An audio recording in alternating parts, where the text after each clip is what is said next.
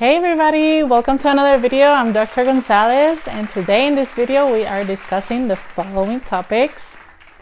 But before we get started, please don't forget to subscribe, like, and share this video because it will really help me with spreading the word of anatomy and study tips to other students around the world and with the algorithm.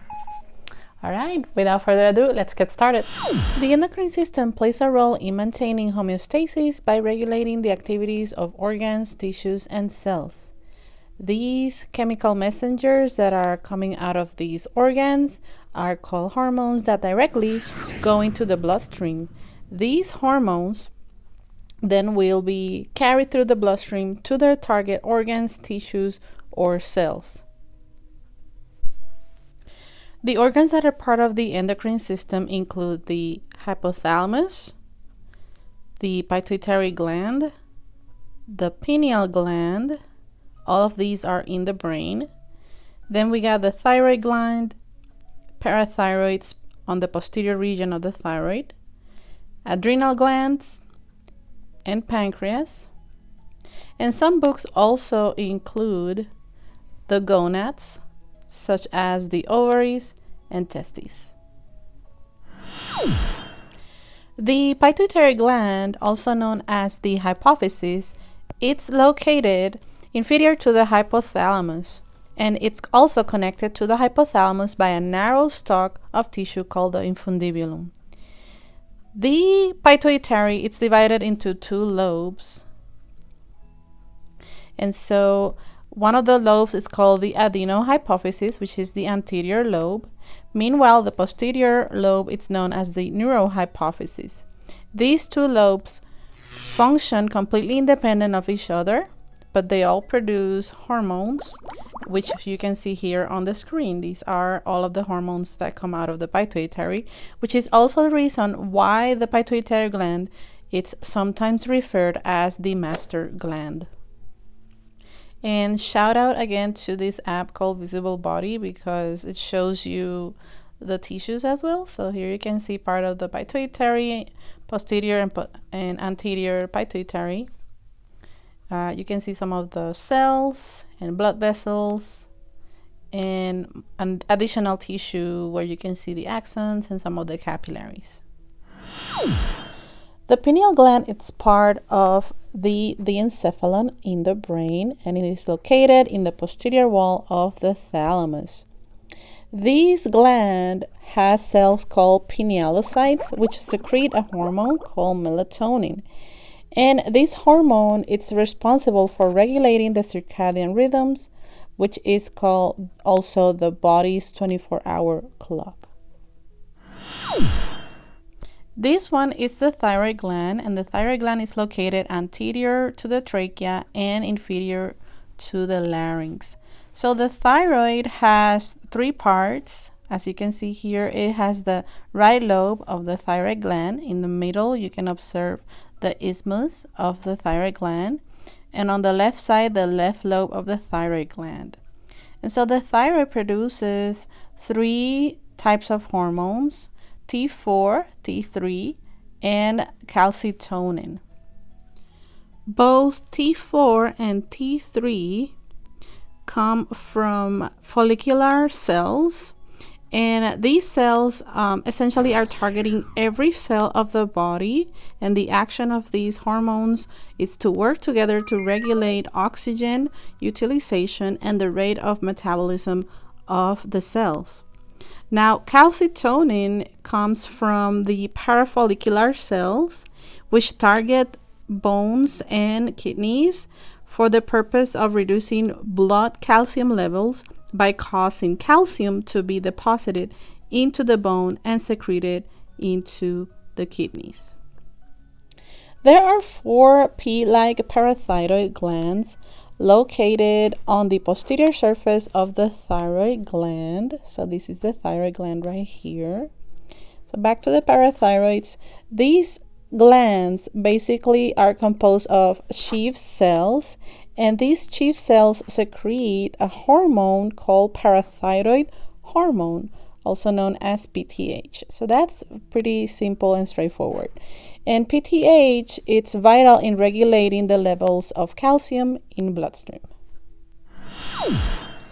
The adrenal glands are located superior to the kidneys on each side of the vertebral column, and each adrenal gland consists of an outer cortex and an inner medulla.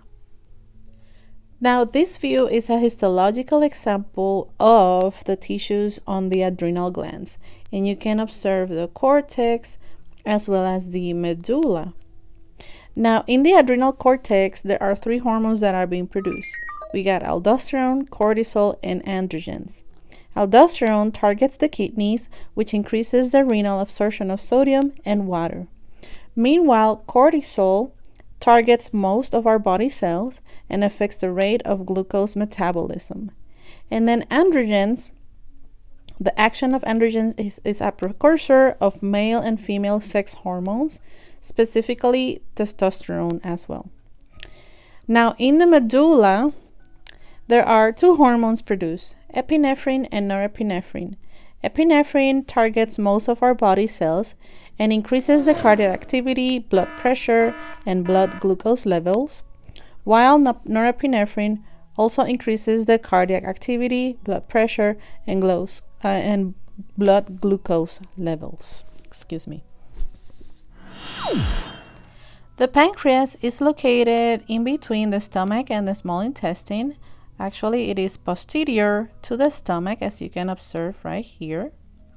And in addition to its digestive functions, it is a gland that secretes both hormones necessary to regulate blood glucose levels. Now, the pancreas has a wide head that is connected to the duodenum. It also has a body and it also has a tail. This is a histological example of the tissue from the pancreas, and here you can observe that the pancreas is both an exocrine gland and an endocrine gland. The exocrine cells are arranged into the pancreatic acini, also known as acinar cells, as you can see right here. Now, the endocrine cells are visible clumps located into the pancreatic islets or islets of Langerhans. And in here, you're going to find 2 major endocrine cell types, which are the alpha cells and beta cells, which produce glucagon and insulin respectively. Insulin, remember, lowers the blood glucose, while glucagon targets the liver to raise blood glucose. And if you want to know more how the pancreas controls the blood glucose levels, stop this video and check out this picture. The testes produce sperm and secrete androgens, hormones that contribute to male reproductive functions. So the testes are the male gonads, and as you can observe, these are the structures that we were talking about. Here are 2 histological examples of the testis tissue. And the particular cells that are producing testosterone are called the interstitial cells. Testosterone stimulates the spermatogenesis and the development of the male secondary sexual characteristics. The ovaries are the female gonads, which are the analog to the male testes. And so the ovaries produce eggs, also known as oocytes, inside the follicles of these ovaries through a process called oogenesis. Here are 3 histological tissue examples of the ovaries, but the particular cells that are producing estrogen are called the follicular cells, and estrogen is responsible for the preparation of the endometrium to receive a fertilized ovum and the development of the female secondary sexual characteristics. Meanwhile, the corpus luteum is responsible to secrete progesterone, which works for maintaining the endometrium during pregnancy. And if you want to know more about this type of information about anatomy or study tips, click on the card on top of this video to see other videos, or wait until the end of this video so that you can get the suggestions for playlists or specific videos. And that's it for this video. Thank you for watching. Please don't forget to subscribe, like, and share, and comment if you have any questions or suggestions. I always read you guys. I always read you. Bye. See you next time. Please, and also comment if you have any questions or suggestions